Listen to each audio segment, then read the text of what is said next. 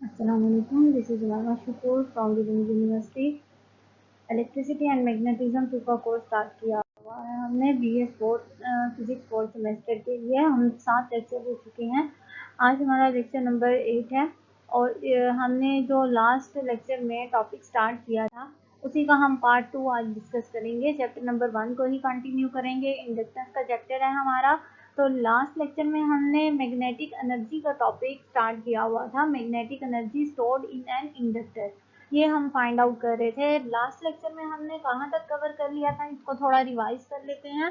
Last lecture में हमने ये देखा था कि मैग्नेटिक एनर्जी बेसिकली हमारे पास होती क्या है, जिसमें मैंने आपको बताया था कि अगर आपके पास एक इंडक्टर है, वो जो एनर्जी स्टोर करता है अपनी मैग्नेटिक फील्ड में, उसे हम कहते हैं मैग्नेटिक एनर्जी।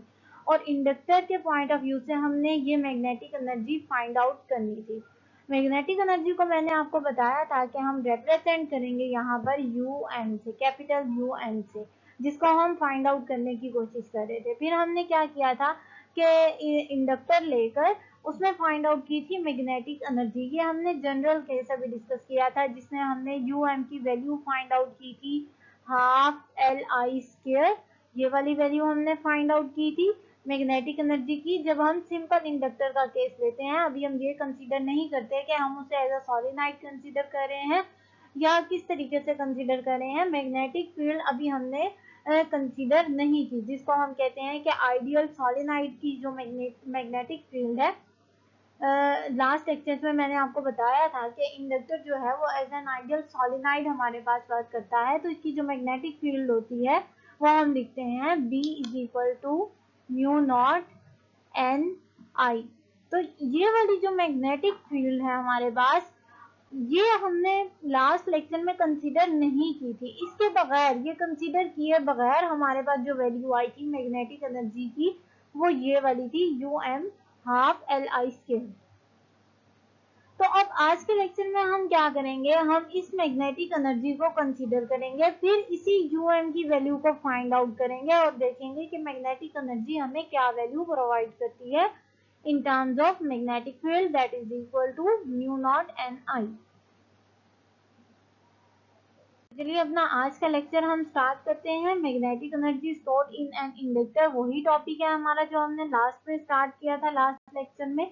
उसका पार्ट 2 हम आज डिस्कस करेंगे। लास्ट लेक्चर में हमने इक्वेशन 21 तक ड्राइव कर लिया था। अब इक्वेशन 21 क्या थी आपके पास, ये मैग्नेटिक एनर्जी की वैल्यू प्रोवाइड करी थी, जो मैंने आपको अभी बताया 12Li² तक हमने फाइंड आउट कर लिया था। This equation 21 gives the magnetic energy stored in an inductor। ये इक्वेशन 21 जो है ये हमें मैग्नेटिक एनर्जी प्रोवाइड करती है जो एक इंडक्टर के अंदर स्टोर हो रही होती है। लेकिन अभी हमने ये नहीं कहा कि इंडक्टर जो है वो एज एन आइडियल सोलेनॉइड काम कर रहा है। In terms of magnetic field अब हम कंसीडर करते हैं कि जब हम इंडक्टर को कहते हैं कि वो आइडियल सोलेनॉइड के तौर पर काम करता है, तो हम इन टर्म्स ऑफ मैग्नेटिक फील्ड कैसे बता सकते हैं कि उसकी मैग्नेटिक एनर्जी की वैल्यू क्या है। तो क्या वो यही सेम वैल्यू होगी या उसमें कुछ चेंजिंग आएगी, वो भी हम देखते हैं आज के लेक्चर में। तो इन terms of magnetic field of an inductor, inductor की मैग्नेटिक फील्ड के पॉइंट ऑफ व्यू से अगर हम देखें तो हमारे पास क्या आएगा, B = μ0 Ni। ये वाली वैल्यू आप ड्राइव कर चुके हैं लास्ट सेमेस्टर में। तो इक्वेशन 22 हमारे पास आ गई, जिसमें हमने कहा कि अगर हम मैग्नेटिक फील्ड को कंसीडर करें तो हमारे पास आ जाएगा B = μ0 Ni। अब यहाँ पर आपको पता है कि जो B है वो मैग्नेटिक फील्ड को रिप्रेजेंट कर रहा है, μ0 परमिएबिलिटी को रिप्रेजेंट कर रहा है और इसकी वैल्यू कांस्टेंट है हमारे पास 4π × 10⁻⁷। N जो है नंबर ऑफ टेंस को रिप्रेजेंट कर रहा है, I जो है ये करंट को रिप्रेजेंट कर रहा है। अब इसी इक्वेशन 22 से अगर मैं फाइंड आउट करना चाहूँ करंट की वैल्यू, तो आपको पता है जब हम करंट को फाइंड आउट करेंगे तो μ0N, ये हमारे पास एक एक्स्ट्रा टर्म है, तो इस पर मैं क्या करूंगी, डिवाइड कर दूंगी। यहाँ पर मैंने डिवाइड कर दिया μ0N से। क्यों डिवाइड किया, क्योंकि मैं ये वाली वैल्यू फाइंड आउट करना चाह रही हूँ करंट की। तो जब मैं यहाँ पर डिवाइड करूंगी तो इसका मतलब है लेफ्ट हैंड साइड पर भी हमें डिवाइड करना पड़ेगा μ0N से। तो दोनों साइड पर हमने डिवाइड कर दिया, ये टर्म कैंसिल आउट हो जाएगी और हमारे पास आ जाएगी ये वाली टर्म। नेक्स्ट इक्वेशन 23 में देखें, यहाँ पर मैंने रिप्रेजेंट किया हुआ है कि यहाँ पर जो I है वो बच गया हमारे पास B over mu naught N के इक्वल। इक्वेशन 23 आ गई हमारे पास। अब यहाँ से हमें पता चल गया कि करंट की वैल्यू तो हमें फाइंड आउट हो गई। हमने पीछे क्या ड्राइव किया था, हमने ड्राइव किया था यू एम की वैल्यू को, जो इक्वल थी हाफ एल आई स्क्वायर के इक्वल थी। तो अब मुझे पता चल गया है कि मैंने यहाँ पर इसी फॉर्मूले में मैंने वैल्यू फाइंड आउट कर ली है इस करंट की। मैं उसका स्क्वायर लेकर, यही जो वैल्यू है मतलब 23 करंट की वैल्यू है, ये मैंने फाइंड आउट कर ली। मैं इसमें पुट करके वैल्यू फाइंड आउट कर सकती हूँ यू एन की। लेकिन यहाँ पर मुझे एल की वैल्यू नहीं मालूम। एल क्या है? इंडक्टेंस है हमारे पास, सेल्फ इंडक्टेंस। और इंडक्टेंस हम सोलिनॉइड और टॉरॉइड दोनों की फाइंड आउट कर चुके हैं। तो अब अगर हम ये कंसीडर कर रहे हैं कि इंडक्टर वर्क कर रहा है एज एन आइडियल सोलिनॉइड जिसकी मैग्नेटिक फील्ड जो है V is equal to mu naught N I है, तो इसका मतलब है कि यहाँ पर मुझे जो इंडक्टेंस यूज करनी चाहिए वो भी उसी सोलिनॉइड की करनी चाहिए, आइडियल सोलिनॉइड की, जो हमने फाइंड आउट की है अभी कुछ लेक्चर पहले हमने फाइंड आउट की है इंडक्टेंस ऑफ अ सोलिनॉइड। तो हम वो वाली वैल्यू अगर इसी इक्वेशन में इसकी जगह पुट कर दें, इस एल की जगह, तो मुझे मिल जाएगी मैग्नेटिक एनर्जी। मैग्नेटिक एनर्जी फिर हमें किसके पॉइंट ऑफ व्यू से मिलेगी? मैग्नेटिक फील्ड के पॉइंट ऑफ व्यू से ये वाली मैग्नेटिक फील्ड होगी। और इसको हम कह सकेंगे कि ये मैग्नेटिक एनर्जी वो वाली एनर्जी है जब हम इसको कंसीडर करते हैं एज एन आइडियल सोलिनॉइड। तो अब हमें क्या करना चाहिए? हमें पहले पता होना चाहिए इंडक्टेंस की value. Inductance of a solenoid is क्या होगी? इंडक्टेंस ऑफ अ सोलिनॉइड हमारे पास क्या है, ड्राइव की थी हमने। इंडक्टेंस ऑफ अ सोलिनॉइड हमारे पास होती है L is equal to mu naught N square L A. यहाँ पर ये जो इक्वेशन 24 मैंने मेंशन की हुई है इंडक्टेंस ऑफ अ सोलिनॉइड, ये हम ड्राइव कर चुके हैं कि ये हमारे पास कैसे आई है। अब यहाँ पर आपको पता है कि म्यू नॉट क्या है? म्यू नॉट हमारे पास परमिएबिलिटी है, एल नंबर ऑफ टर्न्स है, एल लेंथ को रिप्रेजेंट कर रहा है, ए एरिया को रिप्रेजेंट कर रहा है। अब जो मैंने पीछे इक्वेशन ड्राइव की थी कि यू एम जो है वो इक्वल है हाफ एल आई स्क्वायर के। अब मुझे क्या मिल गया? मुझे एल की वैल्यू भी मिल गई इस इक्वेशन से 24 से, मुझे आई की वैल्यू भी मिल गई इक्वेशन 23 से।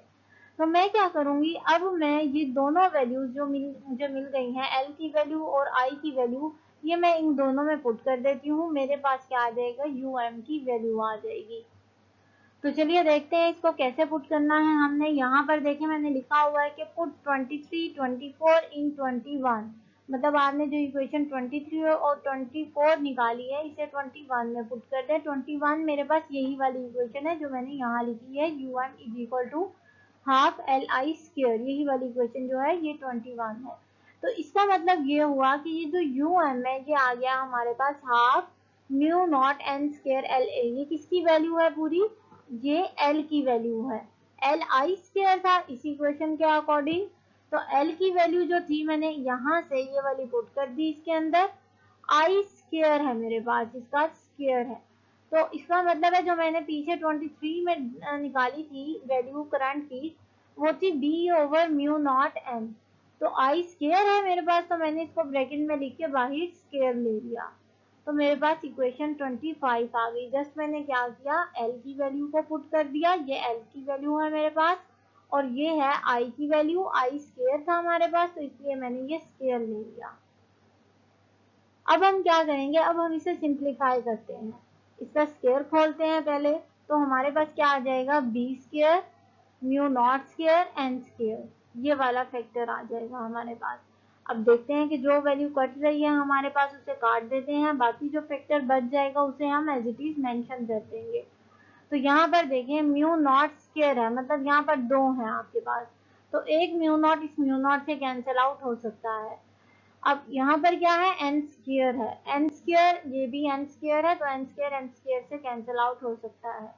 बाकी कोई फैक्टर नहीं है इधर जो कैंसिल आउट हो सके, तो बाकी जो वैल्यूज है वो हम एज इट इज मेंशन कर देते हैं कि हमारे पास यहाँ से बच गया था हाफ, इधर से बच गया था मेरे पास एल ए, ये देखें हाफ एल ए, और इधर से मेरे पास बच गया था बी स्क्वायर, और ये म्यू नॉट वन टाइम, ये वन टाइम म्यू नॉट, ये मेरे पास आ गई इक्वेशन 27। अब ये इक्वेशन 27 हमें क्या बता रही है, ये हमें मैग्नेटिक एनर्जी की वैल्यू बता रही है। कब मैग्नेटिक एनर्जी की वैल्यू बता रही है, जब हमने कंसीडर किया किसको, मैग्नेटिक फील्ड की वैल्यू को। जब हमने इंडक्टर को कहा कि वो आइडियल सॉलिनॉइड वर्क कर रहा है और उसकी मैग्नेटिक फील्ड हमने पुट की, तो हमारे पास मैग्नेटिक एनर्जी आ गई, जो इक्वेशन 27 में मैंने मेंशन की हुई है। अब आपको इन दोनों इक्वेशंस में डिफरेंस पता होना चाहिए, एक ये वाली यूएम वाली इक्वेशन और दिस वन, ये भी यूएम वाली इक्वेशन है। ये जनरल आपकी मैग्नेटिक एनर्जी है। अक्सर एमसीक्यूज में पॉइंट आता होता है कि मैग्नेटिक एनर्जी बताएं इन टर्म्स ऑफ इंडक्टर, तो आपने जस्ट ये वाली इक्वेशन वहां मेंशन कर ली है। लेकिन अगर आ जाए कि जब इंडक्टर वर्क कर रहा है एज एन आइडियल सॉलिनॉइड, तो वहां पर मैग्नेटिक एनर्जी की वैल्यू क्या होगी, तो आपने इक्वेशन 27 पुट करनी है। तो अब यहाँ पर आपको समझ आ गई कि हम मैग्नेटिक एनर्जी को कैसे फाइंड आउट करेंगे in terms of magnetic field, और सिंपल हम कैसे फाइंड आउट करेंगे। This equation 27 also give us the magnetic energy. Magnetic energy किसकी हमें प्रोवाइड कर रही है, ऑफ एन इंडक्टर, इंडक्टर की, when we consider the magnetic field, when we consider the magnetic field B is equal to mu naught N I. मतलब ये जो equation 27 है ये आपको कब मिली है, जब हमने कंसीडर किया कि हमारे पास जो मैग्नेटिक फील्ड है वो B is equal to mu naught N I है। और आपको पता है कि ये वाली मैग्नेटिक फील्ड हमने फाइंड आउट की थी लास्ट सेमेस्टर में, और क्या थी ये, कि आइडियल सोलेनॉइड की मैग्नेटिक फील्ड थी ये, B is equal to mu naught N I. तो अब हमने यहाँ तक फाइंड आउट कर लिया मैग्नेटिक एनर्जी, हमने जनरल भी फाइंड आउट कर ली, magnetic energy in terms of magnetic field भी फाइंड आउट कर ली, मतलब आइडियल सोलेनॉइड को कंसीडर करते हुए भी फाइंड आउट कर ली। अब हम क्या करेंगे, अब हम फाइंड आउट करते हैं एनर्जी डेंसिटी की वैल्यू। तो एनर्जी डेंसिटी की वैल्यू हम कैसे फाइंड आउट करेंगे। एनर्जी डेंसिटी का सबसे पहले आपको बताती हूँ, डेंसिटी हमारे पास क्या होती है, मास पर यूनिट वॉल्यूम। एनर्जी डेंसिटी का क्या मतलब होता है, एनर्जी डेंसिटी का मतलब होता है, एनर्जी डेंसिटी को मोस्टली बुक्स में म्यू से रिप्रेजेंट किया हुआ है, मतलब स्मॉल म्यू। और यहाँ पर क्या है कि एनर्जी डेंसिटी हमारे पास क्या होती है, एनर्जी पर यूनिट वॉल्यूम, इसको हम कहते हैं एनर्जी डेंसिटी। अब यहाँ पर हम किस एनर्जी की बात कर रहे हैं, यहाँ पर हम बात कर रहे हैं मैग्नेटिक एनर्जी डेंसिटी की। तो इसका मतलब क्या होगा कि यहाँ पर ये जो म्यू एम है, म्यू है आपके पास, ये कहलाएगा mu M, small mu M. और ये जो एनर्जी है ये क्या होनी चाहिए, ये मैग्नेटिक एनर्जी होनी चाहिए जो हमने फाइंड आउट की है। और ये वॉल्यूम जो है, ये वॉल्यूम एज इट इज आएगा हमारे पास। अब यहाँ से आपको पता चल गया, मैंने आपको यहाँ से समझाया कि डेंसिटी क्या है हमारे पास। सबसे पहले मैंने आपको डेंसिटी का बताया, मास पर यूनिट वॉल्यूम। एनर्जी डेंसिटी क्या है, energy per unit volume. Magnetic energy density क्या है, magnetic energy per unit volume. अब हम इसे फाइंड आउट करते हैं, कि मैंने आपको तीनों डेफिनेशंस बता दी और यहाँ मैंने मेंशन भी किया हुआ है कि energy density is defined as the energy per unit volume. मतलब एनर्जी डेंसिटी को हम कैसे डिफाइन करते हैं, एनर्जी पर यूनिट वॉल्यूम के लिहाज से, जिसे हम कहते हैं एनर्जी डेंसिटी। इसी तरीके से similarly the magnetic energy density, magnetic energy density क्या होगी, is defined as the magnetic energy per unit volume. उसे हम कहेंगे कि वो मैग्नेटिक एनर्जी है पर यूनिट वॉल्यूम है हमारे पास। तो आई होप यहाँ तक आपको डेफिनेशन समझ आ गई होगी मैग्नेटिक एनर्जी डेंसिटी की। मैग्नेटिक एनर्जी डेंसिटी को हम मैथमेटिकली कैसे लिखेंगे, जैसे हम स्टेटमेंट कर रहे हैं उसकी कि जो मैग्नेटिक एनर्जी है पर यूनिट वॉल्यूम, उसे हम कहते हैं मैग्नेटिक एनर्जी डेंसिटी। तो इसका मतलब mu M magnetic energy density को रिप्रेजेंट करेगा, is equal to capital mu M divided by V. मतलब ये है आपके पास मैग्नेटिक एनर्जी और ये आपके पास वॉल्यूम। तो हमारे पास इक्वेशन 28 तक हमने फाइंड आउट कर ली मैग्नेटिक एनर्जी डेंसिटी तक। इसकी कैलकुलेशन करते हैं हम। तो हमने इक्वेशन 28 तक डेरिवेशन कर ली। अब हम यूएम की वैल्यू तो हम फाइंड आउट कर चुके हैं, ड्राइव कर चुके हैं पीछे। वॉल्यूम की वैल्यू क्या होगी हमारे पास, वॉल्यूम आपको पता है एरिया मल्टीप्लाई बाय लेंथ होता है, या आप कह सकते हैं height length multiply by width हमें वॉल्यूम प्रोवाइड करता है। तो यहाँ पर मैंने क्या लिखा हुआ है कि एरिया इंटू लेंथ, ये जो स्मॉल एल है ये लेंथ को रिप्रेजेंट कर रहा है, ए एल आपको प्रोवाइड करेगा वॉल्यूम। तो यहाँ पर मैं क्या करूंगी, यू एम की जगह इसकी वैल्यू पुट कर देती हूँ और वॉल्यूम की जगह इसकी वैल्यू पुट कर देती हूँ। यहाँ पर देखिए mu M is equal to U M, मतलब यू एम की जगह मैं उसकी वैल्यू प्रोवाइड करूंगी नेक्स्ट इक्वेशन में, और यहाँ पर वॉल्यूम था, वॉल्यूम की जगह मैंने ये वैल्यू पुट कर दी है 29, और ये आ गया मेरे पास ए एल। इक्वेशन 30 आ गई हमारे पास, जिसमें हमने क्या किया है, अभी जस्ट वॉल्यूम की वैल्यू पुट की है, मैग्नेटिक एनर्जी की वैल्यू पुट नहीं की। हम फाइंड आउट कर रहे हैं मैग्नेटिक एनर्जी डेंसिटी। तो अब नेक्स्ट में देखें, मैंने इसको थोड़ा सा रीअरेंज करके लिख दिया है। ये मैंने पुट कर दी है किसकी वैल्यू, यू एम की वैल्यू, जो हमने फाइंड आउट की है आज के लेक्चर में ही। तो ये मेरे पास आ गई यू एम की वैल्यू, मैग्नेटिक एनर्जी, वॉल्यूम था डिवीजन में, तो इसका मतलब 1/AL जो है ये मैंने साइड पर लिख दिया। ये मैंने इक्वेशन 31 पुट भी की है वैल्यू यू एम की, और इसे रीअरेंज भी कर दिया है, एक ही स्टेप में मैंने ये दोनों काम कर दिए हैं। तो यहाँ पर हमारे पास क्या होगा कि इक्वेशन 31 में आप देखें हमारे पास आ रही है value half L A B square divided by mu naught multiply by 1/AL। तो इसको अगर मैं सिंप्लीफाई करूं तो यहाँ भी ए एल है आपके पास, ये भी ए एल है, मतलब एल ए या ए एल दोनों मल्टीप्लाई हो रहे हैं आपस में। तो ये ए एल इस ए एल से कैंसिल आउट हो सकता है, दोनों को मैंने कैंसिल आउट कर दिया। बाकी क्या बच गया, यहाँ से फैक्टर बच गया हाफ, यहाँ से बच गया B square divided by mu naught, ये वाला फैक्टर बच गया। इस इक्वेशन को मैंने नाम दे दिया इक्वेशन 32 का। इसी इक्वेशन 32 को हम मेंशन कर सकते हैं, इसी इक्वेशन 32 को मैंने इक्वेशन 33 की फॉर्म में मेंशन कर दिया है कि जो मैग्नेटिक एनर्जी है हमारे पास, वो हमारे पास आ गई B square divided by 2 mu naught के इक्वल। यही जो वैल्यू मेरे पास ऊपर आई थी इसी को मैंने इस फॉर्म में लिख दिया है, बी स्क्वायर मल्टीप्लाई होके B square divided by 2 mu naught आ जाएगा।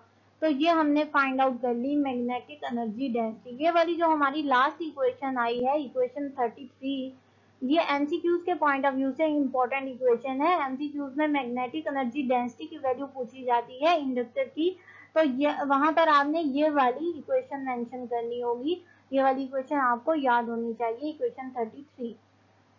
नेक्स्ट मैंने यही मेंशन किया हुआ है कि this equation 33 give us the energy density of an inductor. तो आज के लेक्चर में हमने energy magnetic energy find out की in terms of magnetic field V is equal to mu naught N I, U N की value हमने find out की, फिर उसी को हमने यूज करते हुए मैग्नेटिक एनर्जी डेंसिटी की वैल्यू कैलकुलेट की इंडक्टर की। तो आज का जो टॉपिक था हमारा वो कंप्लीट हुआ, जो हमने लास्ट लेक्चर में टॉपिक स्टार्ट किया था वो हमारा कंप्लीट हो गया है। इंशाल्लाह नेक्स्ट लेक्चर में हम न्यू टॉपिक स्टार्ट करेंगे अपना। अगर आज के लेक्चर में कोई भी पॉइंट ऐसा हो जो समझ ना आया हो तो काइंडली लाजमी डिस्कस कीजिएगा मुझसे। नेक्स्ट लेक्चर तक के लिए thank you so much, Allah Hafiz.